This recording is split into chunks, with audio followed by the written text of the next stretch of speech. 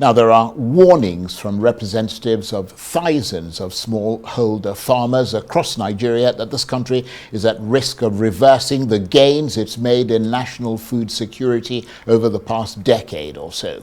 They say that under the leadership of President Goodluck Jonathan and President Muhammadu Buhari, Nigeria made commendable strides as a result of deliberate policies that recognize the importance of local food production. Through such pro-agriculture policies, a revolution unfolded across farmlands, with rice production growing from 4.5 million tons in 2010 to nearly 9 million by 2023. But they say that this momentum is now at risk of being completely reversed, with the Tinubu administration rolling back many of the policies that made these gains possible. The result, they say, has been catastrophic for smallholder farmers who've been left unable to compete with the flood of cheap imports. So, in an era of Nigeria first, how much does this undermine the policy of local production?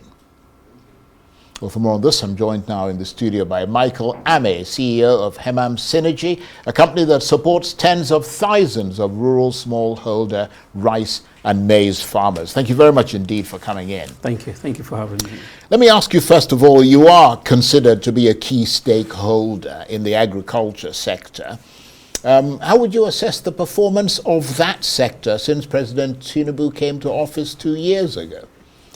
Well, I think I would say it's like a mix of progress, right? When the president came in, we saw a little bit of support. I think over time, this is like recently, the policy changes, and we saw that the president reversed the previous government policies on food import restrictions. And essentially, those policies, as I mentioned earlier, have been able to help Nigeria to make a lot of progress in our food security drive and food security journey. So we're seeing these things, and we're seeing the impact, and we're hoping that the president really, we think the president is ill-advised, right? Because we're seeing that with the direction of the current government policy, the impact on raw smallholder farmers, who, by the way, represent about 90% of the people who cultivate who are involved in primary food production in Nigeria, we are going to see all of those gains roll back. Right, but speaking from the general to the particular, how would you compare the situation of the farmers that you represent today with the situation before Mr. Tinubu came to office? What have they lost? So farmers, I would say, like over the past, let me just start with the progress that was made by the government of President Goodluck Jonathan. I think the whole idea of agricultural revolutions, that we've seen over the past 10 years, started from the government of President Goodluck Jonathan under the minister, the current president of the African Development Bank, when he was the Minister of Agriculture. Right. So we saw a lot Akinwumi. Right. So there was a lot of drive towards self-sufficiency. In fact, the whole idea of agribusiness was coined under that government.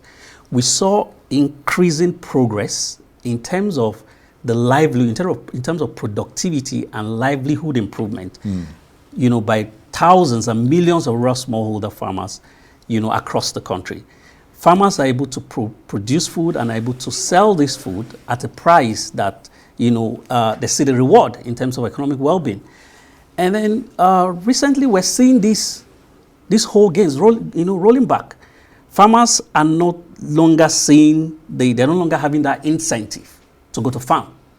Yeah, when you say they're not having the incentive, you mean the incentive has been consciously removed from them by the current government policies. Right. The reason is because when they go to farm, they want to be able to produce at a cost and then sell at a price that is above their cost. And what we have seen, that's the principle of business. Exactly.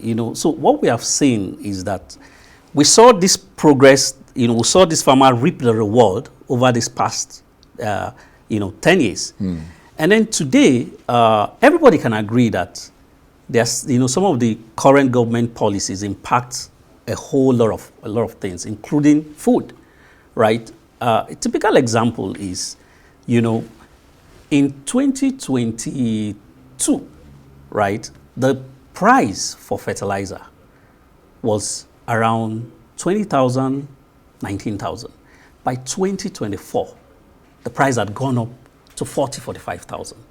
So automatically you expect that the cost of production, by these rural holder farmers, will go up as well. And they would want to sell to be able to recoup that cost. So if the farmers are unable to, if they know that going to the farm to cultivate, is going to be a loss for them, then the incentive is no longer there. Right. But do you recognize that the president had to do something? There were food shortages, there were, in the country. The floodgates had to be opened to allow imports in to be able to feed Nigerians. Yeah, so it's. I think you can actually look at that from the side of. Let me point to the policy of the president on fuel imports. Right, or fuel import exchange rate and all of that, fuel subsidy rather. We all know, the president know that by increasing or by removing fuel subsidy, prices generally will go up. By coming up with the new exchange rate policies, prices will go up. But the president came up with these policies because the president is looking into the future. So the same thing applies to agriculture.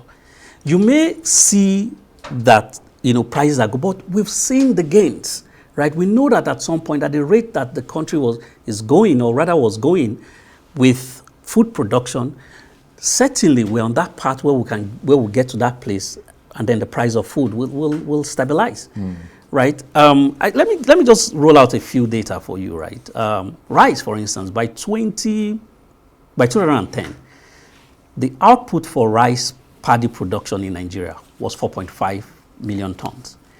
By 2023, that has gone up to about 8.9 million tons. Maize, what was the output of maize by 2010? It was around, I think, about 4 million tons. By 2023, it has gone up to as much as, I think, 10 million tons or thereabout. Soya beans, 2010 was around 460,000 tons. By 2023, 2024, the overall output in the country had gone up to over 700. Yeah, but has it gone back down now? Yeah, so we're seeing that farmers, we are dealing with farmers, for instance, like we have about over 30,000 of them on our platform. The enthusiasm to go to the farm is declining. Right. So that means obviously their production capacity is eroding. Is eroding, exactly. Essentially because, they know that at the rate that food prices is at the moment, with the corresponding cost of production not going down, when they go to the farm, they are certainly not going to recoup. Right. So what is it that,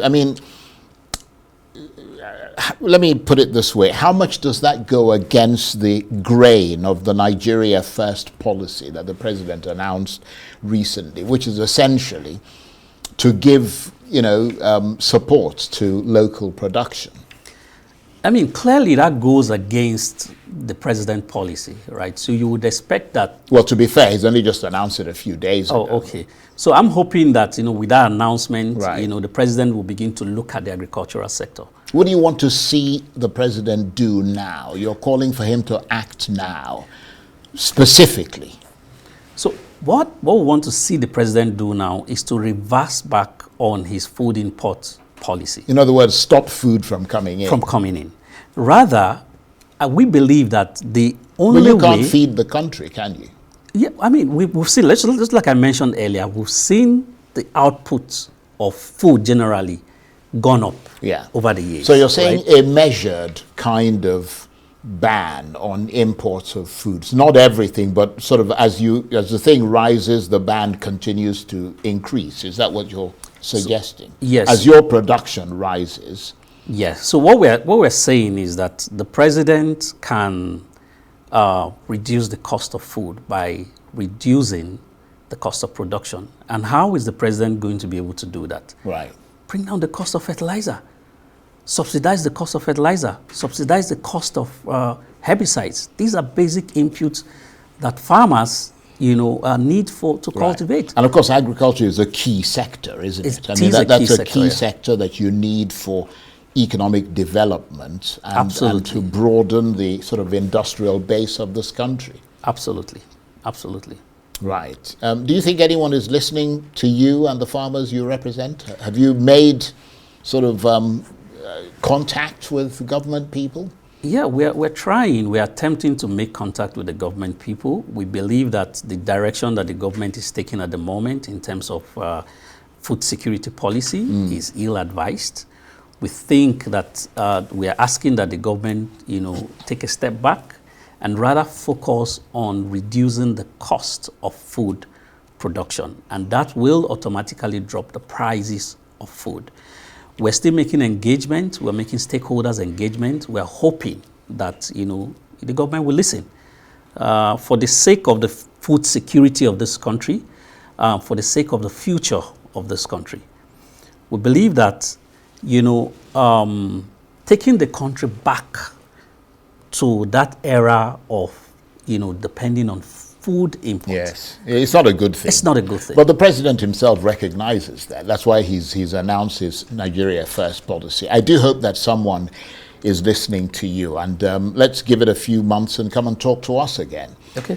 Michael Ameh is CEO of Hammam Synergy, a company that supports tens of thousands of rural smallholder rice and maize farmers. Thank you very much indeed. Thank you for having me.